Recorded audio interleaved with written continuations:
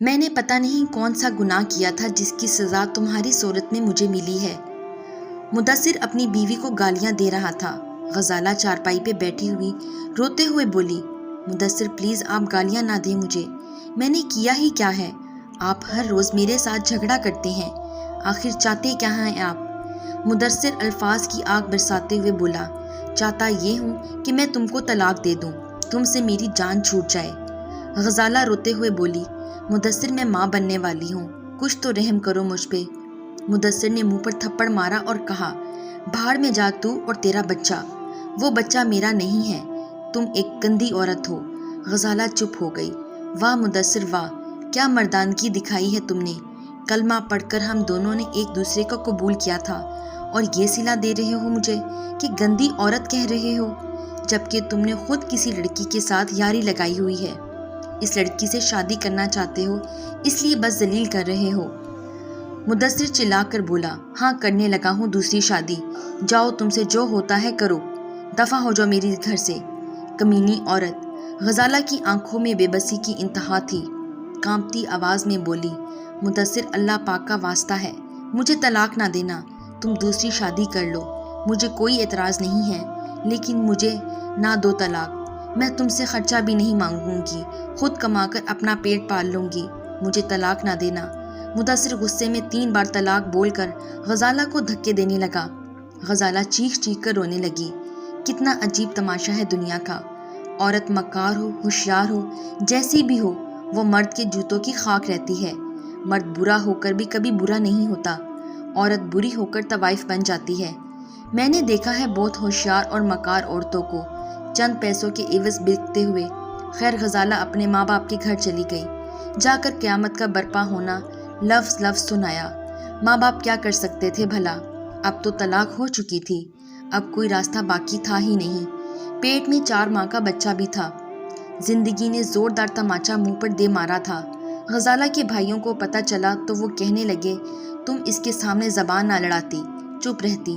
غزالہ آنسو صاف کرتے ہوئے بولی، بھائی جان میں جانتی ہوں، اب عمر بھر ایک غلامی میری منتظر ہے، کبھی اپنوں کے تانے تو کبھی غیروں کی بد کلامی، میرا سفر اب ایسا ہی گزرے گا۔ ہاں بھائی جان میں ہی غلط تھی، میں نے مان لیا۔ غزالہ کے بھائی غصے سے بولے، دیکھا ابا یہ ہے ہی بدتمیز۔ باپ نے لمبی سانس لی، کھانستے ہوئے بولا، میری دھی رانی تو چپ کر جا، تیرے بھائی ہیں ہی بغیرت۔ غزالہ آنسو صاف کرتے ہوئے بولی، بابا جان میں کب کوئی شکوہ کر رہی ہوں، ایک زندگی برباد کر کے آئی ہوں، اب کیا فرق پڑتا ہے کوئی گالی دے یا رسوا کرے۔ ماں نے سر پر ہاتھ پھیرا، میری بچی اللہ سب بہتر کرے گا، بس صبر سے کام لو، جاؤ وضو کرو، نماز مغرب کا ٹائم ہو گیا ہے، نماز ادا کرو، اللہ پاک سے مدد مانگو۔ دن گزرنے لگے، غزالہ کو حاملہ ہوئے 8 ماہ ہو چکے تھے۔ غزالہ کی بھابھیوں نے شروع میں تو کچھ احساس کیا اور اب گھر کے سارے کام غزالہ سے کرواتے تھے، کھانا بنانا، کپڑے دھونا، برتن واش کرنا، انہیں شاید ایک نوکرانی مل گئی تھی، کرتی بھی تو اور کیا کرتی، غلامی میں انکار کی گنجائش کہاں ہوتی ہے، اور جب بن موت بھابھیوں کی ہو تو پھر تو غلامی بھی اذیت بن جاتی ہے، زبان خاموش کروا دی جاتی ہے۔ غزالہ نے پہلے تو سمجھا بھائی پہلے کی طرح میرا خیال رکھیں گے، یہ میرا بھی گھر ہے۔ وہ جب بھی بھائیوں سے بات کرتی تو بھائی اس کی سن تو لیتے مگر ساتھ نہ دیتے، اسے پتا تھا کہ بھائی بھی اس سے خوش نہیں ہیں۔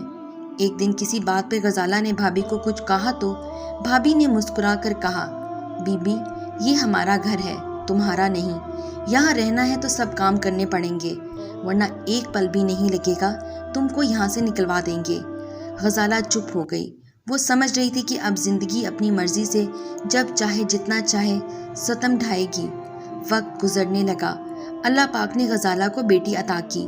غزالہ بہت خوش تھی، بیٹی کو باہوں میں اٹھایا ہوا تھا، کبھی ہاتھ چومتی کبھی منہ، چہرے پر ایک سکون تھا، میری شہزادی میری جان، اللہ تیرا لاکھ لاکھ شکر ہے۔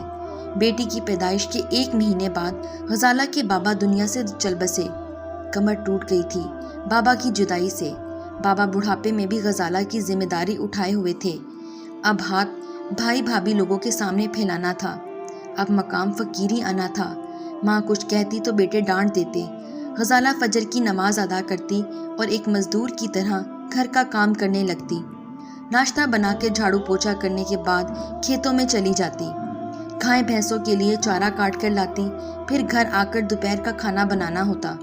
2 साल गुजर गए। भाई एक दिन अम्मी से कहने लगा, एक रिश्ता आया है, घर बार अच्छा है, उम्र 50 साल है, गजाला खुश रहेगी इसके साथ, चलो अपना घर तो होगा ना।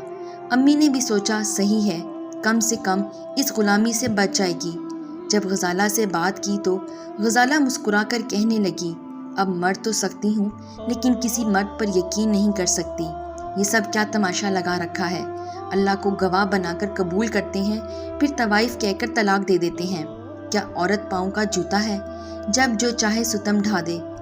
गजाला ने शादी से इनकार कर दिया। वक्त गुजरने लगा। गजाला की बेटी महविश अब 15 साल की हो चुकी थी। महविश स्कूल पढ़ती थी, बहुत मेहनती थी। वो जैसे किताबों में गुम सी हो जाती थी, हर क्लास में टॉप करती आ रही थी। गजाला का मकसद सिर्फ महविश को अपने पैरों पर खड़ा करना था। महविश पुराना सा यूनिफॉर्म पहना हुआ सरकारी स्कूल जाया करती थी, जबकि मामू के सब बच्चे इंग्लिश स्कूल प्राइवेट में पढ़ाई कर रहे थे। कई बार महविश को मोमानी कह चुकी थी, तुम भी अपनी माँ की तरह ही मनहूस हो, पढ़ लिख कर क्या करोगी। महविश खामोश हो जाती। महविश ने मैट्रिक का इम्तहान दिया था कि नानी भी दुनिया से चल बसी। अब जिंदगी का इम्तिहान शुरू हुआ था। गजाला अब माँ के मरने के बाद दर बदर होने वाली थी। गजाला भाई से कहने लगी, महविश को कॉलेज में दाखिल करवाना है, भाई कुछ पैसे दे दें। भाई इनकार करते हुए बोला, हालात कुछ ठीक नहीं है और क्या ज़रूरत है महविश को कॉलेज भेजने की, कोई अच्छा सा रिश्ता देखो और इसकी शादी कर दो। गजाला चुप हो गई।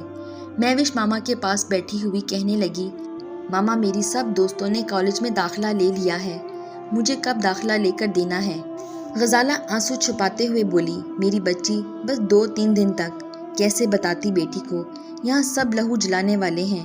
भाइयों के पास अल्लाह का दिया सब कुछ था, मगर बहन को देने के लिए इनकार कर दिया। सब के लिए हम बोझ हैं, इतना काम करती थी इनका, इसके बदले में भाई भी बेइज्जत करते थे। जब बेटी ने कॉलेज जाने के लिए बहुत इसरार किया तो गजाला ने एक सहेली से बात की, मुझे किसी घर में काम ले दो। गजाला की दोस्त ने बताया, यार यहाँ सब लोग औरत की मजबूरी का फ़ायदा उठाते हैं, यहाँ अच्छे लोग बहुत कम हैं। गजाला बहुत परेशान थी और अल्लाह ताला से दुआएं मांगती रहती, ए अल्लाह मेरे, मुझे तेरी ज़ात पर कामिल यकीन है, कभी तू मेरी भी सुनेगा। कोई बात नहीं। गजाला के पास थोड़ा सा जेवर पड़ा हुआ था जो कि इसने महविश की शादी के लिए घर वालों से छुपा कर रखा हुआ था। आखिर इसे वो बेचना पड़ा और महविश को कॉलेज दाखिल करवाया। भाभी ने जब देखा तो कहने लगी, पैसे कहाँ से लिए हैं तुमने। गजाला ने कहा, तुम लोग नहीं तो अल्लाह ताला तो है मेरी मदद करने वाला। भाभी मुंह फाड़ कर बोली, अपनी दोस्त से मिलने गई थी कल, कहीं कुछ गलत तो नहीं किया तुमने। भाभी गजाला पर इल्ज़ाम लगा रही थी। इस बात पे गजाला और भाभी में काफ़ी झगड़ा हुआ। रात को जब भाई आया तो भाभी ने रोते हुए कहा कि आज पूरा गांव इकट्ठा हो गया था, तेरी बहन ने जो तमाशा किया है, ये पता नहीं चोरी चोरी किससे मिलने जाती है। भाई की गैरत जाग उठी। गजाला की एक ना सुनी और इसके मुंह पर थप्पड़ मार दिया। गजाला रो रो कर अपनी सफाई देती रही, मगर भाई ने एक ना सुनी। बेगम के कहने पर इसने गजाला को धक्का दिया और कहा, दफा हो जा मेरे घर से, सच कहता था तेरा शौहर। गजाला जैसे आज मुकम्मल टूट गई थी। महविश का हाथ थामा रात के वक्त घर से चली गई। कहाँ जाती कहाँ रहती। इस रात मोहल्ले वालों ने तरस खाकर एक रात इसे अपने पास रख लिया। सारी रात रोते गुजरी थी। दूसरे दिन मोहल्ले का एक शख्स कहने लगा, ये पास ही एक गांव है, मैं वहाँ किसी के घर चौकीदारी करता हूँ, वो सब अमेरिका होते हैं। वो कह रहे थे कि कोई सफाई करने वाली नौकरानी चाहिए जो हमारे घर की रोज़ सफाई किया करे। मैं इनसे बात करूँगा, वैसे भी तो इतना बड़ा घर खाली पड़ा है, चलो तुम लोग वहाँ रह लेना। इस शख्स ने घर के मालिकान से बात की। वो कहने लगे, ठीक है, हमारे घर की सफाई कर दिया करे और वहीं एक कमरे में सो जाया करे। गजाला बेटी को लिए दूसरे गांव चली। 2 साल गुजरे थे कि अमेरिका वालों ने वो घर बेच दिया। नए मालिक खुद वहाँ रहने आ गए।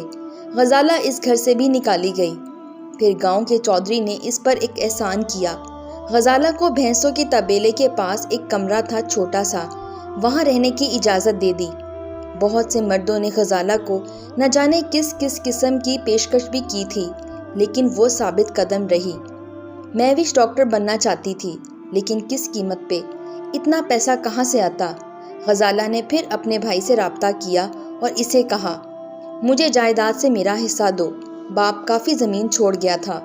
پہلے تو بھائی نے انکار کر دیا، لیکن غزالہ نے پولیس کی دھمکی دی تو بھائی حصہ دینے پر رضامند ہو گیا، اور جو حصے کی زمین ملی اسے بیچ کر 15 لاکھ روپے ملے۔ وہ پیسے مہوش کی پڑھائی کے لیے رکھ لیے۔ مہوش نے میڈیکل میں ایڈمیشن لے لیا، 7 محلے کے بچوں کو ٹیوشن پڑھانے لگی۔ ماں سارا دن مزدوری کرتی، مہوش بس کچھ بن جائے۔ 3 سال گزر گئے، غزالہ نے ہمت نہ ہاری، آلو چاٹ بنا کر اسکول کے سامنے ریڑھی لگا لی۔ مہوش بہت روتی تھی، امی کیا کیا نہیں کر رہی تھی میرے لیے۔ ماں اب بوڑھی ہو چکی تھی، زندگی کا سفر کرتے کرتے ہار گئی تھی، بس زندہ تھی تو مہوش کی خاطر، ورنہ زمانے نے زندہ لاش بنا ڈالا تھا۔ پھر وقت ستم ختم ہوا، پھر اجالا ہی اجالا ہو گیا، پھر اللہ مہربان ہوا، پھر امتحان سارے ختم ہو گئے، آنسو سب سکھ میں بدل گئے۔ مہوش ڈاکٹر بن گئی۔ ماں مہوش کو سینے سے لگا کر رونے لگی۔ اسٹیج پر جب مہوش کی ماں کو بلایا گیا، پرانا سوٹ پہنا ہوا سادہ سی بڑھیا آہستہ آہستہ چلتے ہوئے اسٹیج پہ آئی۔ جب کالج کے ڈائریکٹر نے پوچھا، آپ کو کیسا محسوس ہو رہا ہے؟ آج آپ کی بیٹی ڈاکٹر بن گئی ہے۔ غزالہ کچھ بول نہ پا رہی تھی۔ غزالہ اسٹیج پر بیٹھ گئی، جیسے آج عمر بھر کی تھکن اتر گئی ہو۔ مہوش آگے بڑھی، امی جان۔ ماں نے مہوش کا ہاتھ تھاما، پھر آہستہ سے بولی، میری بچی، ہم نے کتنے درد دیکھے، یاد ہے جب ہم 2 دن بھوکے رہے تھے؟ مجھے لوگ انسان نہیں روبوٹ سمجھتے تھے۔ میں بہت تھک گئی ہوں میری بیٹی، اب تو ہاتھوں کی لکیریں بھی مٹ گئی ہیں، لیکن مجھے اللہ پہ یقین تھا۔ آج میری بیٹی ڈاکٹر بن گئی۔ مہوش ماں کے سینے سے لگ کر رونے لگی۔ پورا ہال تالیوں سے گونج اٹھا، اور پھر وقت بدلنے لگا۔ مہوش کو 2 لاکھ ماہانہ سیلری والی جاب مل گئی۔ ماموں لوگوں کو پتہ چلا مہوش ڈاکٹر بن گئی ہے، مٹھائی لیے مبارکباد دینے پہنچ گئے۔ مہوش نے مسکرا کر ویلکم کیا۔ مہوش حسرت بھری نگاہوں سے دیکھنے لگی۔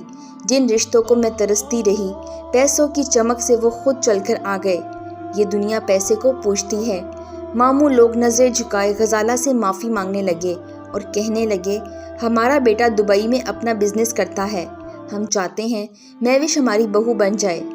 غزالہ مسکرانے لگی، بھائی صاحب چائے پی لیں، کھانا بھی بن جاتا ہے، کھانا بھی کھا لیں اور میرے گھر سے چلے جائیں۔ میری روح کی تھکن ابھی تک ویسے ہی ہے، پل پل تڑپی ہوں، نہ جانے کتنے ستم سہے تھے میں نے۔ ماموں لوگ شرمسار ہو کر چلے گئے۔ پھر مہوش کا رشتہ ایک ڈاکٹر کے لیے آیا اور غزالہ نے مہوش کی شادی ڈاکٹر سے کر دی۔ بڑا گھر گاڑی سب کچھ تھا۔ اب کچھ وقت گزرا، مہوش کا شوہر ڈاکٹر سکندر مہوش سے کہنے لگا، آج ہسپتال میں ایک مریض آیا، دل کا مریض ہے، وہ چیخ چیخ کر رو رہا تھا، اور اس کے بیٹے مجھے کہہ رہے تھے، ڈاکٹر صاحب ابا کو زیادہ مہنگی دوا نہ دینا، ویسے بھی کیا پتہ کب مر جائے، ہم تو بہت تنگ ہیں اس سے۔ مجھے اس بزرگ پر بہت ترس آیا، بیچارہ رو رہا تھا، بچوں کی خاطر کیا کچھ نہیں کیا، اب مجھے منہ نہیں لگاتے۔ مہوش آہستہ سے بولی، کل ملوں گی ان بزرگ سے۔ دوسرے دن مہوش ہسپتال گئی۔ ہسپتال میں کافی شور تھا۔ معلوم کرنے پہ پتہ چلا کہ وہ بزرگ آج صبح مر گیا اور بیٹے میت کو لاوارث کہہ کر چھوڑ گئے۔ جب چہرے سے کپڑا ہٹایا تو مہوش تڑپ اٹھی۔ مہوش نے اپنے باپ کو تصویر میں دیکھا ہوا تھا، یہ مہوش کا باپ تھا۔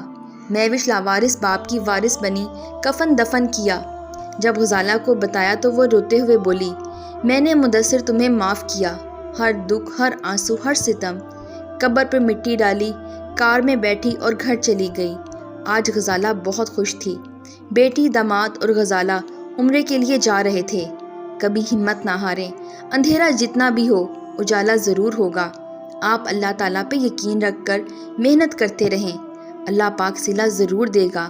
ہر مشکل کے بعد آسانی ہے۔